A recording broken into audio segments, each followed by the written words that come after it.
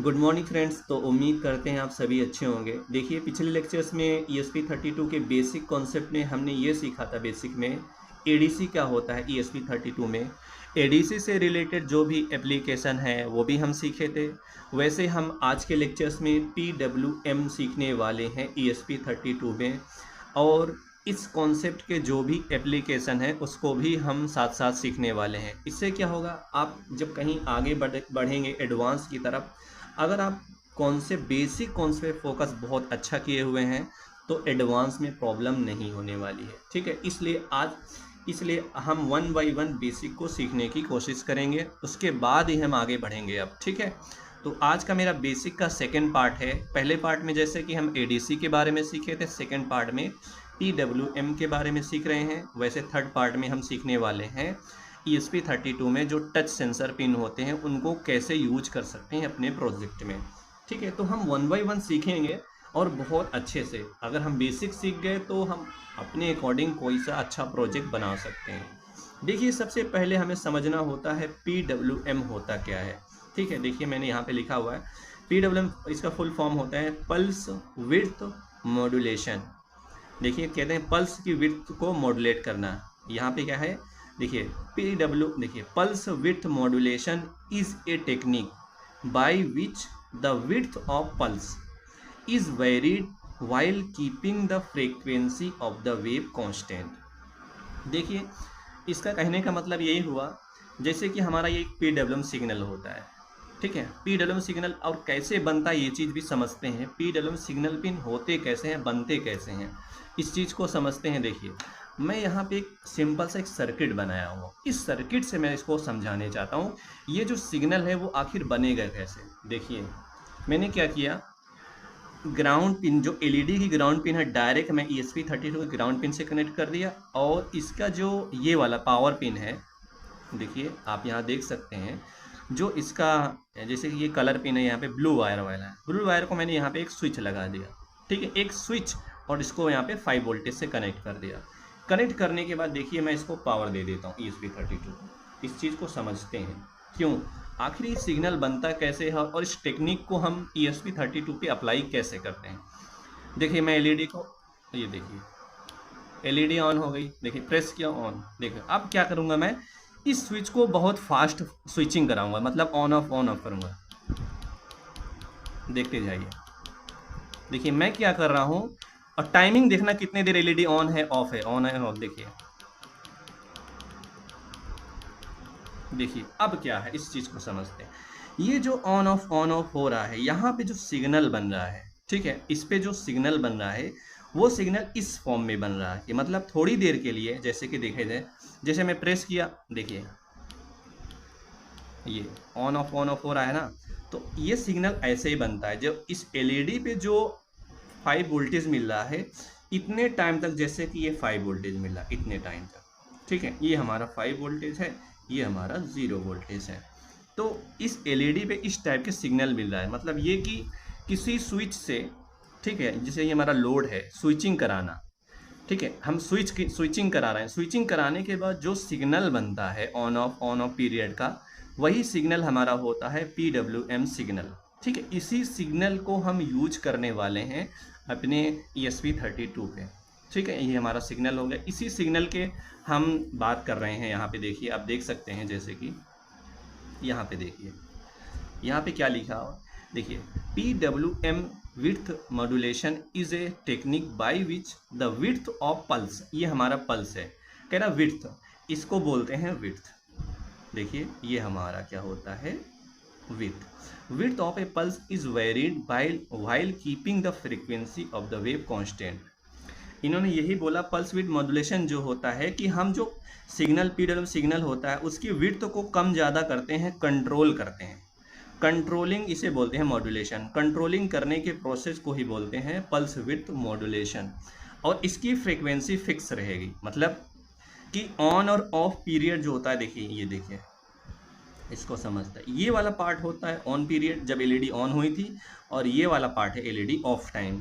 तो ये जो टोटल टाइम होता है, चाहे यहाँ तक देखो, देखिए यहाँ देखो, यहाँ T मान लो, टोटल टाइम T, यहाँ से यहाँ तक का टाइम फिक्स रहेगा।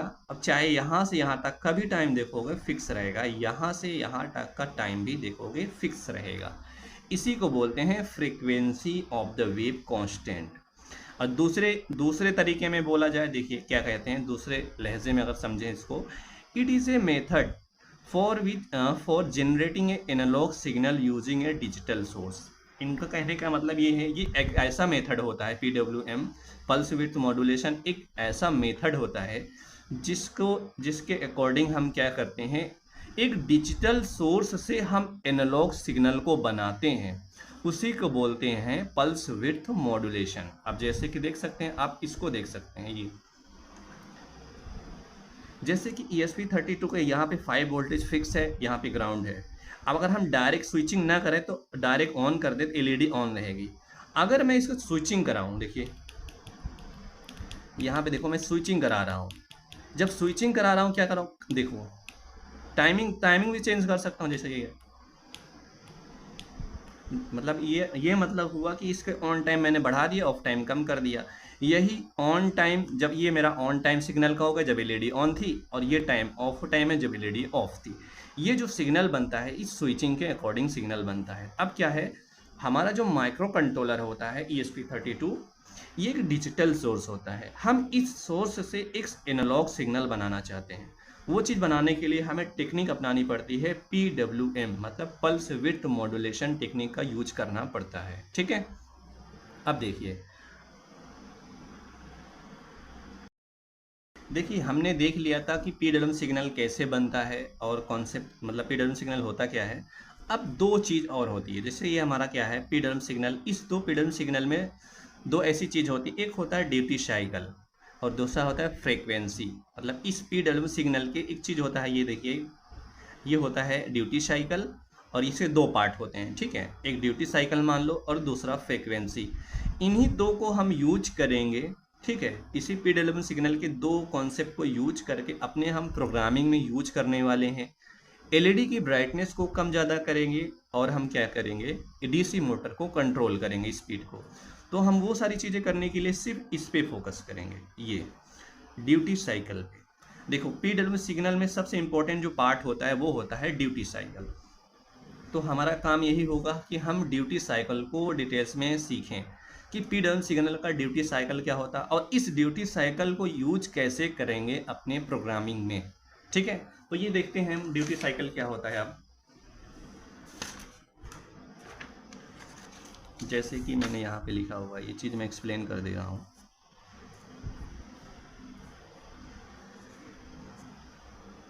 देखिए अब हमें क्या सीखना है, PWM सिग्नल में ड्यूटी साइकिल क्या होता है। तो देखिए duty cycle of PWM signal. ठीक है, देखिए a period of a pulse consist of an on cycle. ये रहा हमारा ऑन साइकिल PWM का। तो यहाँ की जो वोल्टेज है इसको बोलते हैं 3.3 वोल्टेज जी, जो ये वाला पार्ट होता है। ठीक है, ऊपर वाला पार्ट। एंड ऑफ साइकिल, ये हमारा ऑफ साइकिल होता है। देखिए ये, तो यहाँ की वोल्टेज होती है 0 पॉइंट, मतलब इस वाले कंडीशन में 0 वोल्टेज होगी और ये ऑन पीरियड पे 3.3 वोल्टेज होगा ESP32 में। The fraction of, main part यहीं पे होता है। देखिए the fraction for which the signal is on over a period is known as duty cycle. इन्होंने ये बोला ड्यूटी साइकिल उसे बोलते हैं fraction part of on period. अगर इसका फार्मूला बनाएं, जैसे कि हमारा एक PWM सिग्नल होता है, ये जो ऑन पीरियड होता है यहाँ से यहाँ तक का जो टाइम होता है इसको मानते हैं T ऑन। ठीक है, आपने मान लिया इसका टाइम, यहाँ तक का टाइम इसको मान लिया मैंने T ऑन, और यहाँ का टाइम मान लिया T ऑफ। और ये जो टोटल है इसको बोलते हैं टोटल टाइम, इसको बोलते हैं पीरियड ऑफ सिग्नल। ठीक है, इस PWM सिग्नल का ये पीरियड हो गया। तो हमें इस क्या है, इस सिग्नल का ड्यूटी साइकिल बनाना हो, क्या फार्मूला बनेगा, ध्यान से देखिए। ड्यूटी साइकिल होगा ऑन पीरियड। देखिए ऑन इसने बोला ना, the fraction for which the signal is on over a period. एक कंप्लीट पीरियड में ऑन टाइम का फ्रैक्शन निकालना होता है, वही होता है ड्यूटी साइकिल। तो ड्यूटी साइकिल क्या होगा, duty cycle equal to T on by T on plus T off into 100। ये परसेंटेज में होता है। ठीक है, ड्यूटी साइकिल को हम परसेंटेज में बनाते हैं। देखिए जितनी ज़्यादा टी ऑन टाइम होगा ड्यूटी साइकिल ज़्यादा होगा, जितना कम टी ऑन टाइम होगा उतनी ड्यूटी साइकिल की वैल्यू कम होगी। उसके अकॉर्डिंग एलईडी के ब्राइटनेस को हम कम ज़्यादा कर सकते हैं, डीसी मोटर की स्पीड को कंट्रोल कर सकते हैं।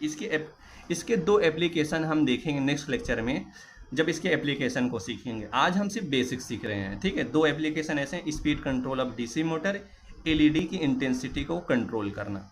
ये इसके पीडब्ल्यू सिग्नल के दो एप्लीकेशन होते हैं। अगर हम देखें ड्यूटी साइकिल के अकॉर्डिंग हम सिग्नल को देखें तो जैसे कि 100% ड्यूटी साइकिल पे सिग्नल कैसे बनेगा, 50% पे ड्यूटी साइकिल पे सिग्नल कैसे बनेगा, 70% पे वो चीज़ हम देखने वाले हैं। देखिए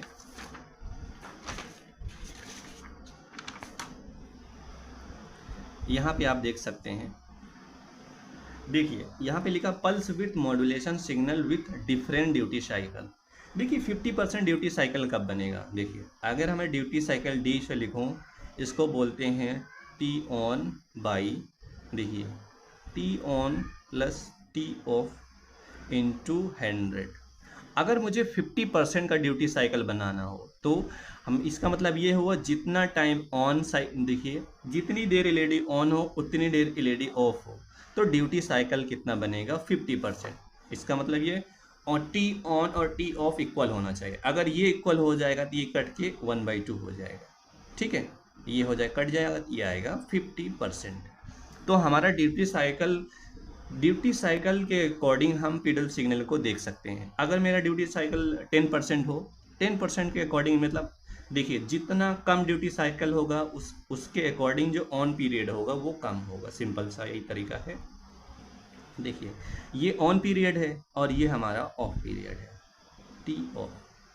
देखिए ऑन पीरियड में क्या है कि टाइमिंग कम है, ऑफ पीरियड ज़्यादा है, इसके अकॉर्डिंग ड्यूटी साइकिल हमारा देखिए कम हो गया। और ड्यूटी साइकिल ज़्यादा कब हो गया, मतलब टी ऑन, देखिए यहाँ पे T on less than T of है, और यहाँ पे क्या है T on greater than T of, ये देख सकते हैं यहाँ पे।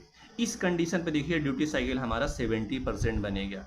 यही वैल्यू को हम एलईडी की ब्राइटनेस को कंट्रोल करने के लिए यूज करेंगे। देखिए जो ड्यूटी साइकिल हमारा होगा 0% से लेके 100% तक यूज कर सकते हैं, इसको कंट्रोल कर सकते हैं। कंट्रोल कैसे कर सकते हैं, सिंपल से जो ये पल्स की विड्थ है इसको कम ज़्यादा करेंगे, और ये चीज़ करने के लिए सिंपल से हम ESP32 को कंट्रोल करेंगे अपने प्रोग्रामिंग के अकॉर्डिंग, और इस सिग्नल को हम जनरेट करा सकते हैं PWM सिग्नल पिन से।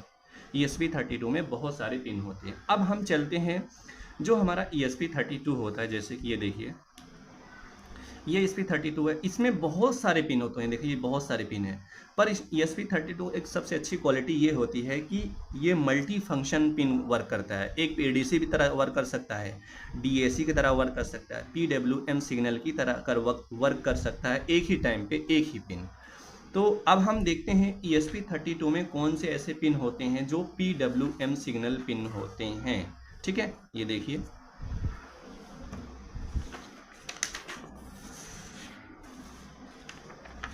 जैसे कि ये रहा, मैंने यहाँ पे बनाया हुआ है, इसको मैं दिखा भी दे रहा हूँ अभी। जैसे कि मैंने जो मॉडल ले लिया, जैसे ये मेरा जो मॉडल है, ये यहाँ पे लिखा है देखिए ESP32 W ROM 32, ठीक है। ESP यहाँ लिखा है ESP W ROM 32, तो यही मॉडल मेरा यहाँ पे मैं यूज कर रहा हूँ। देखिए सारी ESP32 एक ही तरह वर्क करते हैं, कोई प्रॉब्लम नहीं है, बस कुछ में पिन आगे पीछे होते हैं, कम ज़्यादा होते हैं। जैसे कि देखिए ESP32 में कौन से ऐसे पिन होते हैं जो PWM पिन होते हैं, उसको पहचान के लिए देखिए यहाँ पे सिंबल जो है ये वाला सिंबल, इसको बोलते हैं पिन मैपिंग, ठीक है। इसको बोलते हैं पिन मैपिंग। ये जो मैन्युफैक्चर डिज़ाइन करता है प्रोग्रामिंग के अकॉर्डिंग, प्रोग्राम हमें कैसे करना, मैन्युफैक्चर इस चीज़ को डिज़ाइन करके देता है, ठीक है। इसे बोलते हैं पिन मैपिंग। अब पिन मैपिंग में हमें क्या देना है, ये जो सिंबल होता है ये वाला सिंबल, ये सिंबल रिप्रेजेंट करता है कि ये वाला जो पिन है PWM पिन है। मतलब इस पिन पे हम क्या जनरेट करा सकते हैं, PWM सिग्नल। ये वाला सिग्नल हम ऐसे जनरेट करा सकते हैं, और जनरेट कराने के बाद हम LED को कंट्रोल कर सकते हैं, और हम DC मोटर को भी कंट्रोल कर सकते हैं। तो देखिए कितने पिन होते हैं, देखो ESP32 W ROM module has 28, इसमें टोटल 28 PWM पिन होते हैं जो 0 to 16 बिट PWM चैनल होते हैं। अगर हम इसको इस पे देखें तो जैसे कि देखिए मैंने एक प्रिंट कराया है, जैसे कि यहाँ पे देखिए ये चीज़, तो समझ में आएगा और अच्छे से आपको ये आपको नेट पे मिल जाएगा। जो डेटा सीट होता है ESP32 का, ESP32 का डेटा सीट के अकॉर्डिंग देखिए यहाँ पे पिन कौन कौन से पिन होते हैं जो PWM पिन की तरह वर्क करते हैं। देखिए ये वाला पिन यहाँ पे सिंबल बना है हुआ ना, ये सिंबल रिप्रेजेंट करता है कि ये वाला पिन PWM पिन है। 1 2 3 देखिए ये सारे पिन होते हैं, जो सिंबल जहाँ जहाँ भी ये सिंबल आप देखोगे मतलब ESP32 को इस पिन को हम यूज कर सकते हैं PWM सिग्नल जनरेट कराने के लिए। ठीक है, ये रहा हमारा पिन। तो इस पिन को मैंने यहाँ पे बनाया हुआ था, यहाँ पे देखिए ये सारे पिन हैं। अब उसके बाद अब हमें प्रोग्रामिंग करनी है। क्या करनी है? प्रोग्रामिंग करनी है। प्रोग्रामिंग में हम क्या इस पिन पे PWM सिग्नल कैसे जनरेट करना है, वो चीज़, वो कॉन्सेप्ट हमें सीखने के लिए देखिए हमें एक फंक्शन यूज करना है। आर्डिनो IDE की प्रोग्रामिंग में फंक्शन है, देखिए हमें फंक्शन यूज करना है एनालॉग राइट, क्योंकि हम एक डिजिटल सोर्स से एनालॉग सिग्नल बनाना चाहते हैं। वो सिग्नल बनाने के लिए हमें फंक्शन यूज करेंगे एनालॉग राइट। इस फंक्शन के अंदर 2 पैरामीटर पास करेंगे। पहला पैरामीटर कि किस पिन पे, यहाँ पे पिन लिखेंगे कॉमा यहाँ पे ड्यूटी साइकिल। देखिए मैंने बताया था ना कि इम्पॉर्टेंट है ड्यूटी साइकिल को सीखना। सिंपल सा PWM सिग्नल को जनरेट करने के लिए कितनी परसेंटेज की ड्यूटी साइकिल की सिग्नल जनरेट करना चाहते हैं वो वैल्यू यहाँ पे पास करोगे, उसके अकॉर्डिंग PWM सिग्नल जनरेट हो जाएगा। जैसे कि यहाँ पे लिखा है एनालॉग राइट पिन और ड्यूटी साइकिल। एग्जांपल के लिए मैंने क्या लिख दिया यहाँ पे एनालॉग राइट पिन नंबर 18 127। तो ये चीज़ समझा रहा हूँ, ध्यान से देखिए। ड्यूटी साइकिल को देखते हैं। पिन तो आसान है, इनमें से कोई सभी पिन यूज कर सकते हो। ड्यूटी साइकिल को समझते हैं। देखिए ड्यूटी साइकिल 0% ऑलवेज ऑफ, ठीक है, 100% ऑलवेज ऑन। इसका मतलब ये हुआ ड्यूटी साइकिल हमारा 0% है, इसका मतलब ऑफ पीरियड मैक्सिमम है, ठीक है, ऑन पीरियड मिनिमम है। और 100% मतलब ये हुआ ऑन पीरियड मैक्सिमम है, ऑफ पीरियड है ही नहीं, मिनिमम है बिल्कुल। इस कंडीशन पे जो वैल्यू डिजिटल वैल्यू बनती है, ठीक है, परसेंटेज के अकॉर्डिंग फंक्शन, जब फंक्शन में जो वैल्यू यूज करते हैं उसके अकॉर्डिंग 0 से 255 वैल्यू बनती है।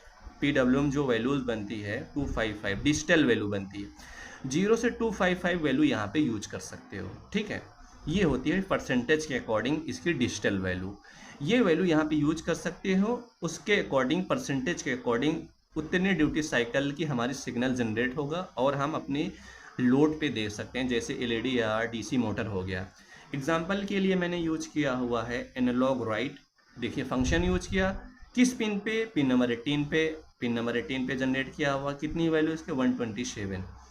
या फिर ध्यान से देखिए या यहाँ पे समझते हैं, मैंने क्या एक फंक्शन ले लिया यहाँ पे देखिए एनालॉग राइट फंक्शन। आपको किस पिन पे जनरेट करना है, जैसे कि पिन नंबर कहाँ है हमारा, जैसे कि यहाँ पे है 17 18 यहाँ पे ये, ठीक है, यहाँ पे देख सकते हैं आप, ये पिन नंबर 18 है यहाँ पे, ये वाला। इस पिन पे हम क्या चाहते हैं PWM जनरेट करना।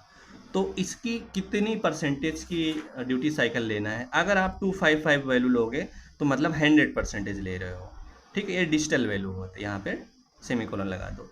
अब क्या होगा, सिग्नल कैसे जनरेट होगा वो चीज़ ध्यान देना। सिग्नल हमारा ऐसे जनरेट होगा, क्योंकि देखिए 255 पे मैक्सिमम वैल्यू देता है कि, ठीक है, 255 पे परसेंटेज की वैल्यू देखें तो 100% है। इसका मतलब ऑन पीरियड मैक्सिमम है, ऑन पीरियड बना दिए, देखिए मिनिमम बना दिए, ये